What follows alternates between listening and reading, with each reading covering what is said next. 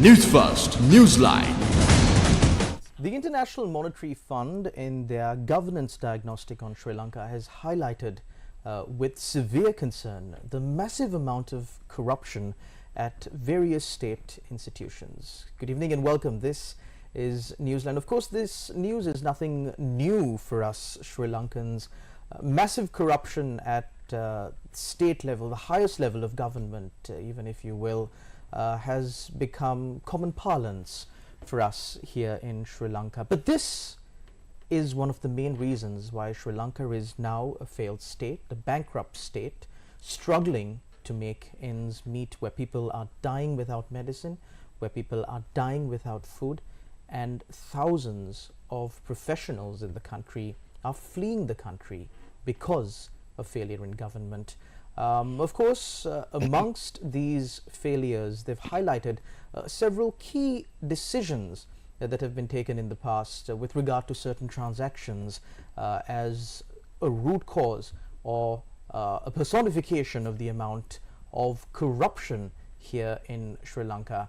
And of course, one cannot forget the Express Pearl incident, quite recent incident, still ongoing.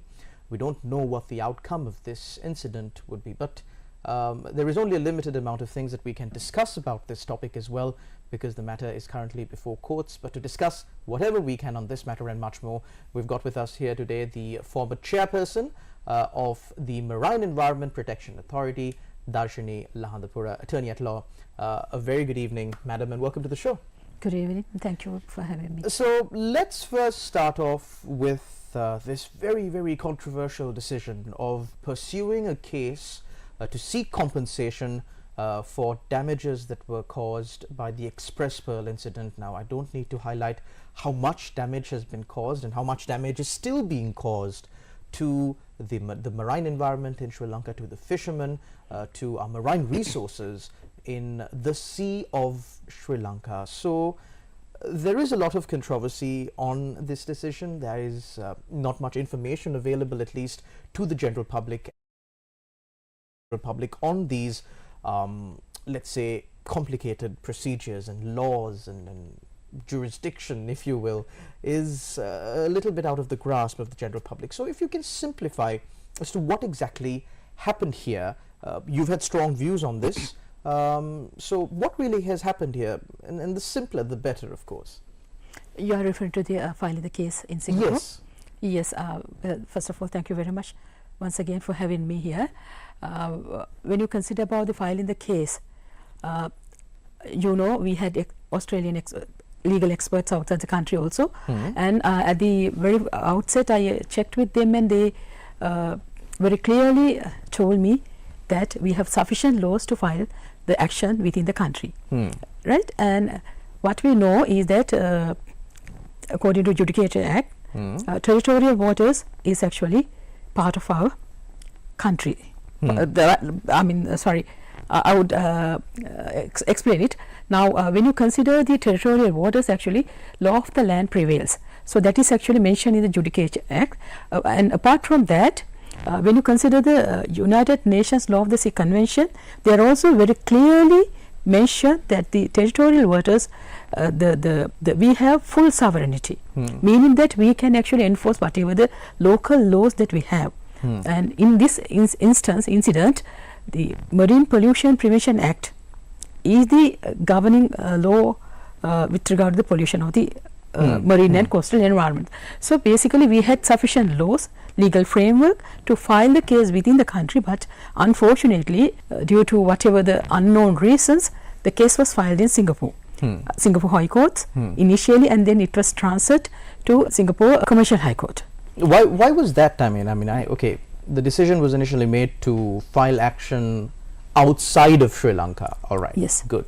But was it filed in the wrong court in Singapore? Was that what happened? Well, I have very limited information about that, so I would prefer not to comment on that without having proper and adequate information. So let's just, because there are several institutions involved in this entire thing. There was, of course, the Navy that was involved in this incident. There was the Marine Environmental Protection Authority, the Coast Conservation Department. Merchant shipping. Yes, merchant shipping, of course, that was the shipping line. Then there was the ministries that were involved, the Ministry of Fisheries, the Ministry of Defense to a certain degree, the Ministry of Justice. So many institutions, so many authorities, so many individuals involved in this. But it all boiled down to this one key decision when it comes to compensation. Where are we going to file the action? Who made this decision? To tell you frankly, I actually heard this for the very first time last year, maybe July last year, when we had the very first discussion with the Justice Minister. During that meeting only it was revealed. It also was a kind of informal information, not official communication. But then I got to know clearly, officially from the Aegis department by the end of the year, towards the end of the year, like last year, December. December 2022. And the deadline, if we can remind our viewers, when was the deadline, the 2-year deadline? Yeah, that's actually somewhere in February, March. No, actually May 2023. Yes. 2023. All right. Yes. Okay.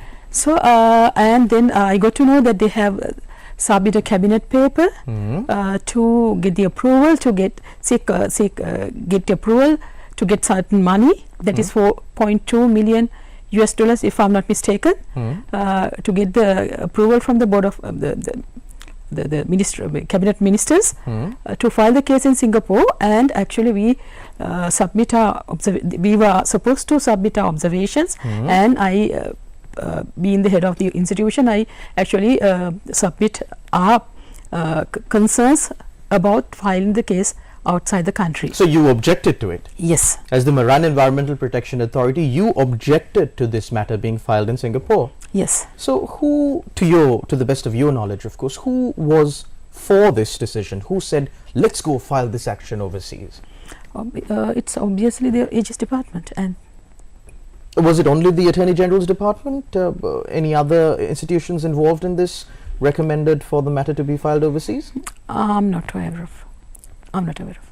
It's only to my knowledge, the decision was taken by the Aegis department. So in your view, who really should have been on the ground, managing this situation? Because of course there is an age-old saying that goes, too many cooks will spoil the soup. Do you think that's what happened here? Well, yes. When we were handling the case, there were many things that we were supposed to do, beach cleaning, doing the damage assessment report preparation, and then go for the litigation, etc. So there are many regulatory conflicts were there. Yeah, so that was there. But then in my point of view, the chief marine pollution regulator is MEPA. So obviously our concerns and our they have to address our concerns also, and then I would prefer not to comment on that, but then that is what happened. We objected, but then the case was filed in Singapore. Yes. Now there were allegations raised, of course, by no less than the Minister of Justice himself, that at certain instances you, in your capacity as the chairman of the Marine Environmental Protection Authority, tried to overpower or outdo certain other stakeholders, including the Attorney General's department, of course, in instituting legal proceedings against this company or with regard to this matter. Well, yeah, I also heard that there was I don't know whether it's a complaint. I consider it as a compliment, because I actually have worked I'm given a position to work for the country, so I have done that is to the fullest level of my capacity. And there were some instances, as I told you, there were regulatory conflicts, and in certain instances we were not considered as the chief marine pollution regulator. Right. But then in those instances I have to actually compare those acts and write to respective departments, highlighting the areas, the powers or the authorities given to us. Now, considering the wreck removal operation, we were told that we don't have power to inspect, but then I have to compare the Merchant Shipping Act and our Act and send a written communication, so that I was given the approval. Again, in one of the instances I was asked to accept rupees compensation in rupees. Instead of in dollars? In dollars, yes. Okay. After paying 2 installments, then I refused. Because I mean, if we Who did the request come from, if you don't mind me actually, asking? well, it originally came from the shipper, or rather from their solicitors, but then local stakeholders also was suggesting me to accept that. But so, and I think it's anyone's guess who this local stakeholder was. Yes. Or is. So, what I did was actually I informed this to the cabinet minister and got a cabinet paper approved so that we get compensation only from dollars, right? But I heard recently there was a delegation went to Singapore and they have actually accepted, or they have given their agreement to accept 16 million rupees, 16 million in Sri Lankan rupees. So, there's a big question whether that interim compensation was partially in US dollars and partially in Sri Lankan rupees. Yes. But there's a policy decision taken by the cabinet of ministers to accept only the marine US dollars. And of course, given our situation in our country, it's only wise that we accept US dollars. And if we accommodate that, as a government, we actually supporting money laundering. Singaporean company and the insurers in the UK, they don't have rupees. So moving forward, of course, now that this action has been filed in Singapore, and there is still so much controversy surrounding this, and usually when there is this much controversy surrounding a certain decision, there is someone who is benefiting from it, there is something wrong in that decision. So if there is by chance anything wrong with this decision, or if this decision is extremely detrimental to Sri Lanka, as several stakeholders complain, including yourself, is there any way of retracting this, going back, doing things the right way? Is there any way? Well, it's a bit of a difficult question that you asked me. Well, to file the case in Sri Lanka, it's actually it's already prescribed and will not get any chance. But only chance that we have is to file this in a proper other forum. But the challenge that we face is the Singapore and the UK, both the countries, they have signed for this limitation of liability convention. So, and apart from that, the shipper actually, they have gone and they have filed a case in London courts to get a limitation sailing. So now there's an order given by the Admiralty Court in London with a ceiling of 19 million sterling pounds plus some interest.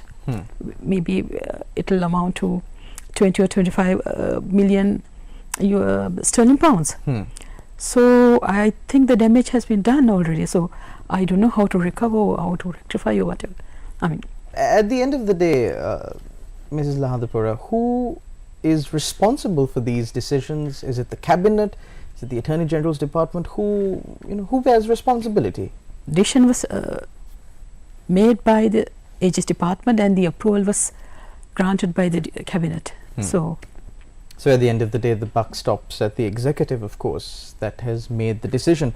Now, let's take a look at certain instances or certain incidents that have taken place in the past.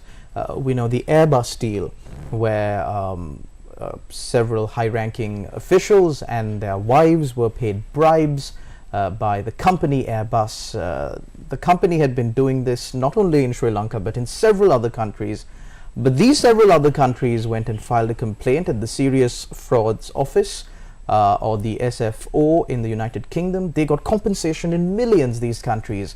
Sri Lanka was also part of this, but we never went and intervened in this matter. We never got any compensation. So, Mrs. Lahandapura, now even after bringing these concerns, writing your reports, preparing your interim reports, and as you said, serving the country to the best of your ability, if Sri Lanka loses out extremely and Sri Lankan people have to, in the end, pay for the losses that was caused by this ship that came out of nowhere and sank in Sri Lankan seas, who do you think should be held responsible? I think I have told you my story, so you can, between the lines, you can identify who are the stakeholders who have to be responsible. But then at the end of the day, Mrs. Lahandapura, to the best of your knowledge, is there any way that these people can actually be held accountable for their decisions? I'm not saying just hold them responsible by maybe, voting them out of office or anything of that sort, but Now, we saw what happened at the Easter Sunday attacks. There were several officials who derelicted on their duties, and they were brought before court, and now they have to pay millions in damages, of course, not adequate at all, however, but still some sort of accountability. Is there room for such an action? Well, I think yes, definitely, and there are a lot of other stakeholders, not only within the country but also outside the country, is looking at this case very closely, monitoring. But local stakeholders, of course, they actually can take certain actions. Now, because this is actually one of the unique maritime incidents happen in the world, and if we file the case, we could have filed that in Sri Lanka, and this will pave to develop a lot of other new laws, new proceedings like Torrey Canyon, because this is the largest plastic pollution happen in the world from a maritime disaster. Right. So, especially IMO, International Maritime Organization, they are monitoring this very closely. And recently, I actually, just after this incident, I submit a paper proposal to IMO to regulate transport shipping of plastic pollution. So, they have taken all the precautions. They are discussing, they are proceeding, but within the land, within the country, we have messed up everything. So, Mrs. Lahandapura, let me draw your attention to a certain revelation made by the Justice Minister. He said that he had received certain information, whether it is reliable or not, I know not, but he did say that some individual had gotten somewhere around $250 million into a bank account in the UK. He even revealed details of this bank account. He also went to the Inspector General of Police and of course asked the Inspector General of Police to investigate this matter. How much knowledge do you have on this matter? I have no absolute zero knowledge on that, but what I feel is that if a bribe is given, it is to be given to a person who has the authority to take certain big decisions. So that I know. But I don't believe that a person has deposited this much of big money to a UK bank. So that part I don't believe. In common sense I don't believe that. But if it is paid, must have paid to a person who can take a authoritative decision. Mrs. Lahandapura, that's all I can say. Let me simplify a question to you. In your capacity as the chairman of the Marine Environment Protection Authority, you were extremely involved in this entire process because this happened when you were the chairperson of the Marine Environmental Protection Authority. Do you believe that there was any foul play in everything that took place? In between the entire process, in certain instances I felt there are some fishy things happened, and did you bring these to the notice of the authorities? Well, during my tenure, whatever the things that I can do within that capacity, I have done. I have done that, and I have acted according to the authority given to me. And then there were instances that I felt doing the right thing. Also, we actually got penalized for doing the right things. That is what I felt. So, Mrs. Lahandapura, what's your relationship with this entire incident and the proceedings that are moving forward, of course, now that you have moved on from your position as chairman of MIPA? Are you still involved in this? What's your stake in this at the moment? Well, no, I was invited to be at the in the what do you call this expert panel for MT New Diamond. I got a letter from MIPA, but then there was no any communication or meeting, no involvement after that. And actually I was appointed as a consultant for 3 months because as I told you, I was involved in IMO regulating these plastic pellets, shipping or etc. So I was given, I was appointed as a consultant for 3 months from until 30th May, And after that, I actually I received another letter from the minister asking to, I mean, he has appointed me as an investigating officer to look after the entire thing. This is the current Minister of Justice. Minister. No. The cabinet minister, that is Minister Prasanna Ranatunga. Okay. He actually, he's the one who has, MIPA is under him. Okay, all right. He is okay. the cabinet minister of MIPA. So Okay. basically, I have received a letter, but yet to accept it. You haven't accepted it? Yeah. Mrs. Lahandapura, is there any reason for you to reject it? Well, it's I have not rejected yet because to tell you frankly, I mean, if there were certain things that I wanted to happen in a particular way, and if it is happening in a different way, and if I don't have any authority to correct it, so I don't see a point of accepting that. But that was my concern. So, Mrs. Lahandapura, are you on the fence right now? Are you more inclined towards accepting it? Are you more inclined towards rejecting it? Where do you stand? Am I putting you in the spot, Mrs. Lahandapura? I think so, because well, I would like to support the country. Especially, I would like to give certain advices to the minister, because he actually, being the cabinet minister, he helped me a lot. For example, this certain cabinet approvals, I was able to get through him only, despite many other suggestions or recommendations from the other stakeholders. Right. So I would like to support him, but I have a big question also. So, but that still doesn't answer the question, Mrs. Lahandapura. Yeah, I know. Are you on the fence? We'll move forward. Of course, we don't want to prematurely announce your decision. Yes. But Mrs. Lahandapura, you said this is the biggest plastic pollution incident that took place across the world. Are you saying that there has never been such a massive incident in the world? No, due to marine disaster. This is the largest microplastic pollution happened in the world. Now, there have been several reports that have been compiled, but I couldn't help but notice that all of these reports are interim reports. Yes. When is the final report due?